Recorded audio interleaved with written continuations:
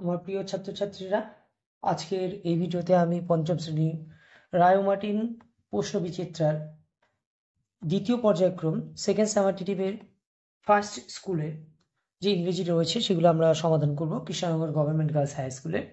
তো চলো শুরু করি। ফার্স্ট এখানে বলা হয়েছে, দেখো, read the following passage carefully and answer the question given below.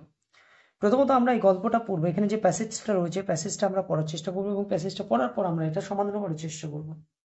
তো অ্যাট ফার্স্ট তোমরা এগুলো এটা যে প্যাসেজটা রয়েছে এটা সর্বপ্রথম আমি বলবো যে সবার প্রথমে এটা খুব ভালো করে পড়বে, পড়ার পর তারপরে তোমরা অ্যান্সার করার চেষ্টা করবে। ফার্স্ট আমরা দেখে নেবো ফাদার, বাবা কি বলছেন। He was born at a time when India was under the British rule. তো এখানে কি বলা হয়েছে, দেখো, যে তিনি জন্মগ্রহণ করেছিলেন তখন যখন ভারত ছিল ব্রিটিশদের অধীনে, যখন ভারত ছিল ব্রিটিশদের অধীনে।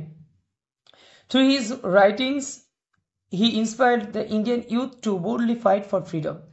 তো এখানে ওনার লেখা, সেই লেখার মাধ্যম দিয়ে, সেই লেখার তিনি যে কবিতা লিখেছিলেন সেই কবিতার মধ্য দিয়েই সাধারণত যেসব যুবক সম্প্রদায় ছিল ভারতের, সেই যুবক যে সম্প্রদায় তাদেরকে অনুপ্রাণিত করেছিল স্বাধীনতা সংগ্রামের জন্য। তো এখানে আমরা দেখে বুঝতে পারছি যে এটা ক্লাস 5-এ পঞ্চম শ্রেণীর দ্য রিবেল পোয়েট থেকে নেওয়া হয়েছে। তো আমরা কোয়েশ্চেনে ফিরে আসি। ফার্স্ট এখানে দেখো বলা আছে right a synonym for each word given. এখানে বলা হয়েছে, দেখো, বোল্ডলি, বোল্ডলি এর সিনিজম কি হবে সেটা দেখো। তাহলে বোল্ডলি সিনিজম হবে কারেজলেসলি, COURAGEOUSLY।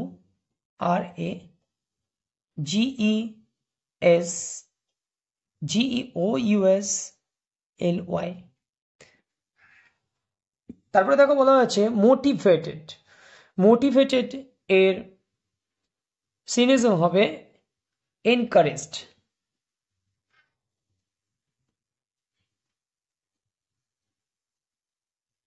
এনকারেজড।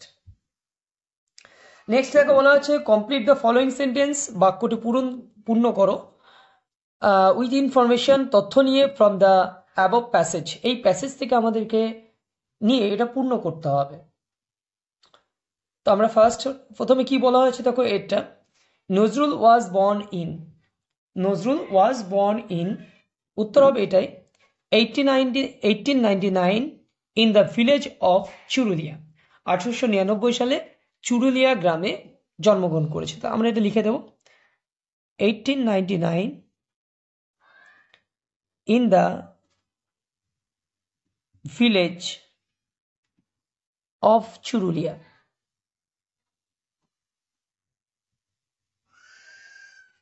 দ্বিতীয় দেখো প্রশ্ন বলা হয়েছে ইয়ং নজরুল ওয়াজ অ্যাট্রাক্টেড। তো নজরুলের যখন বয়স কম ছিল তাকে কোন জিনিসটা তাকে আকৃষ্ট করেছিল? অ্যাট্রাক্টেড এর বাংলা অর্থ আসবে যেটা আকৃষ্ট করা। তো এখানে দেখো আমরা লাইনটা পেয়ে গেছি, as a child he was attracted to folk theatre. তাহলে অ্যান্সার লিখবো আমরা two folk theatre.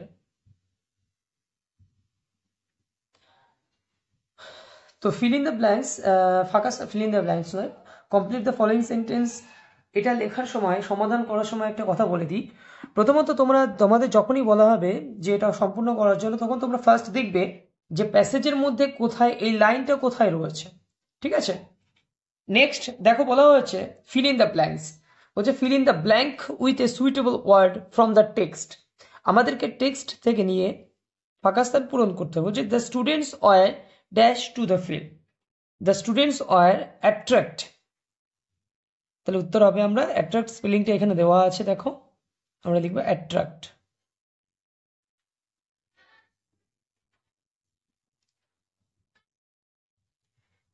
Next question দেওয়া আছে, অ্যান্সার দ্য ফলোয়িং কোয়েশ্চেন, প্রশ্নগুলোর উত্তর দাও।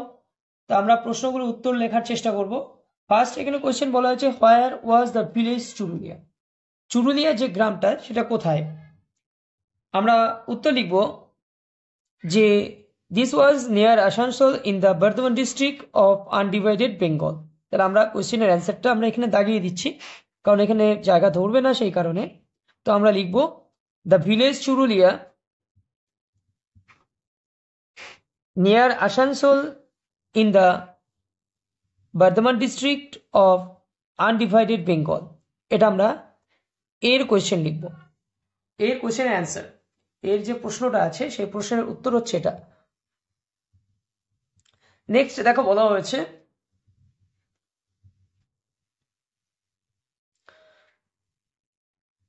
দ্বিতীয় প্রশ্ন, how did Nazrul inspire the Indian youth to fight for freedom? স্বাধীনতা সংগ্রামের জন্য কাজী নজরুল ইসলাম যে যুবক সম্প্রদায় তাদেরকে কিভাবে অনুপ্রাণিত করেছিল? তাহলে আমরা দ্বিতীয় প্রশ্নের উত্তর এখানে পেয়ে যাচ্ছি, থ্রু হিজ রাইটিং, তার লেখার মাধ্যমে, নজরুল লেখার মাধ্যমে, he inspired the Indian youth to boldly fight for freedom.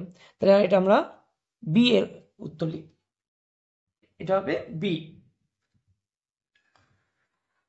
তো আমরা প্রথম স্কুলের কৃষ্ণনগর গভর্নমেন্ট হাই স্কুলের যে সিনটা রয়েছে সেই সিনটা আমরা সমাধান করলাম।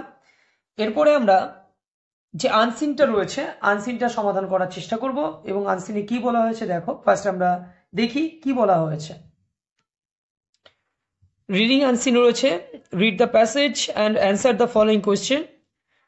ইট was the middle of winter, a queen sat by a window made of finest black ebony. As she looked out at the snow, she picked her finger and 3 drops of blood fell onto it. She gazed at the red drops in the white snow and said, I wish my little daughter to be as white as the snow, as red as blood, and as black as ebony. তো বলেছে make meaningful sentence of your own with the following word. এখানে যে শব্দটা দেওয়া আছে আমাদেরকে কি করতে হবে, এই শব্দ দিয়ে বলেছে মেইনফুল সেন্টেন্স, একটা অর্থপূর্ণ বাক্য তৈরি করতে হবে। তাহলে আমরা কারো একটা নাম দিয়ে দেব, যে দিয়ে দিই Sohel gazed at the picture, at the picture। আমি যেমন এটা তৈরি করেছি একটা বাক্য, তোমরা পারলে তোমরা নিজেদের মতো একটা সেন্টেন্স নিজেরা তৈরি করে নিতে পারো।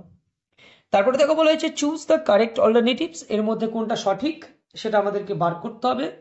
তো আমরা ফার্স্ট দেখতে পাচ্ছি the red drops were in, the red drops were in, option তিনটে আছে, white snow, on a window, dry ground, answer আসবে হোয়াইট স্নো।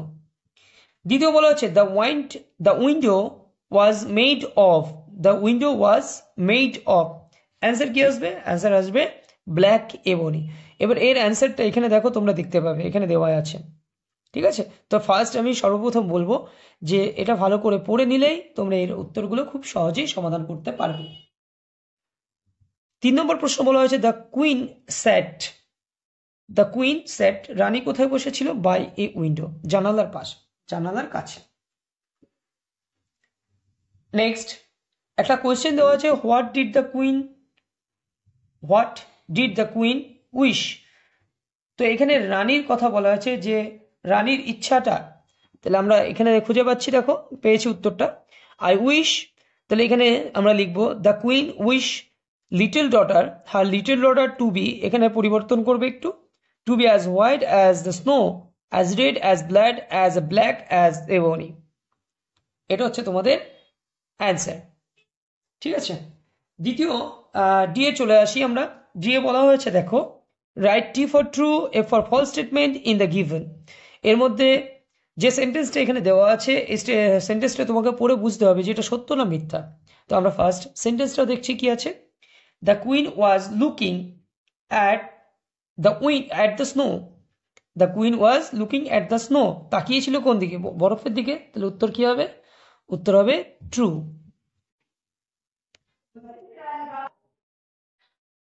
এবার দেখো এখানে ইংলিশ গ্রামার রয়েছে, ডু অ্যাজ ডিরেক্টেড দেওয়া আছে, আমরা ডু অ্যাজ ডিরেক্টেডটা করছি, দেখে নাও। আচ্ছা এটা কোয়েশ্চেনটা আমার মনে হচ্ছে কিছু একটা ভুল হচ্ছে, the queen was looking at the snow আছে, the queen was looking at the snow, she looked out at the snow, ঠিক আছে অ্যান্সার। নেক্সট আমরা আসছি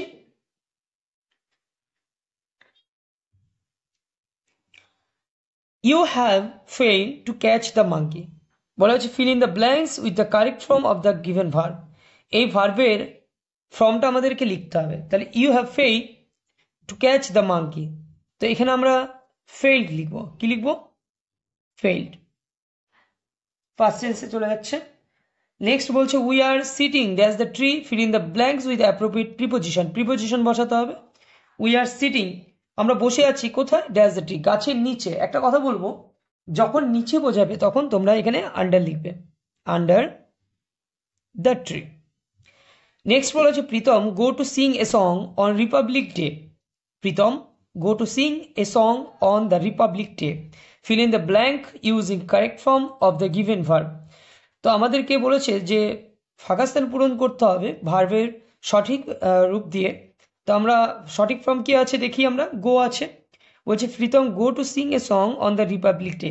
তো রিপাবলিক ডে, স্বাধীনতা দিবসে সে একটা গান গাইতে যাচ্ছে। তো এখানে দেখো প্রথমত এখানে বলা হয়েছে আমরা প্রজাতন্ত্র দিবসে বা স্বাধীনতা দিবসে যে গানগুলো গেয়ে থাকি, তো প্রথমত প্রস্তুতিতে প্রথমে আমরা নিয়ে থাকি, তাই না? তো তারপরে আমরা গাই। তো এটা আমরা এখনো গাওয়া হয়নি, ফিউচার টেন্স বোঝাচ্ছে। তো ফিউচার টেন্সের ক্ষেত্রে একটা জিনিস আমরা যেটা জানি সেটা হচ্ছে উইল অথবা শ্যাল বসে। তো এক্ষেত্রে আমরা লিখব কি? উইল। উইল এবং তার সাথে আমরা গো লিখে দেব, যে will go to sing a song on the Republic Day.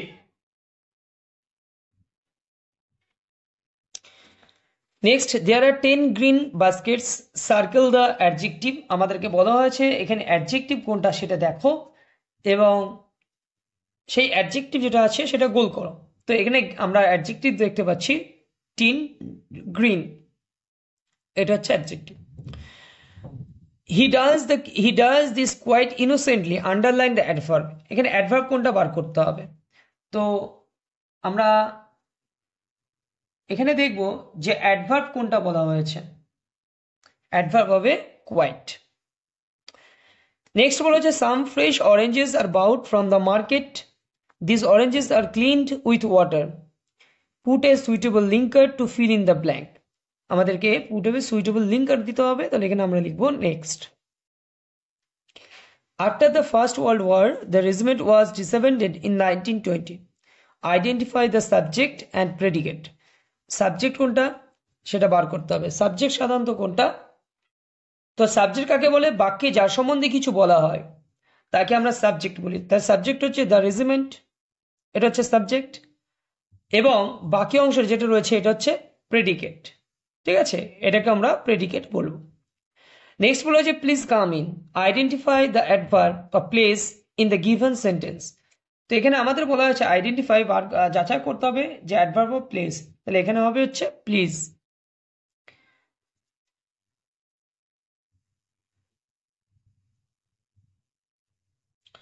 Next দেখো রাইটিং স্কিল রয়েছে। Fox roaming got hungry, went into a vineyard, ripe grapes hanging high, jump again and again to reach the grass, failed, this became as sad, grapes are sour। আমরা ছোটবেলায় সাধারণত পড়েছি, এখানে একটা শেয়ালের কথা বলা হয়েছে, খ্যাক শেয়াল, যেটি একটা আঙুর ফলের গাছের নিচ দিয়ে যাবে এবং আঙুর ফল দেখে খেতে চাইবে, কিন্তু না পারার ফলে শেষে ব্যর্থ হয়ে আঙুর ফল টক বলে চলে যাবে। তো এটা হচ্ছে একটা রাইটিং, স্টোরি রাইটিং। তো এটা আমরা ছবির মাধ্যমে দিয়ে দিচ্ছি, তোমরা একটু দেখে নেবে।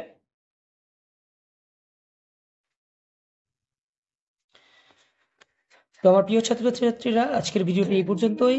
ভিডিওটি যদি তোমাদের ভালো লেগে থাকে অবশ্যই ভিডিওটিতে একটি লাইক করবে, কমেন্ট করবে এবং চ্যানেল নতুন হয়ে থাকলে অবশ্যই চ্যানেলটিকে সাবস্ক্রাইব করবে।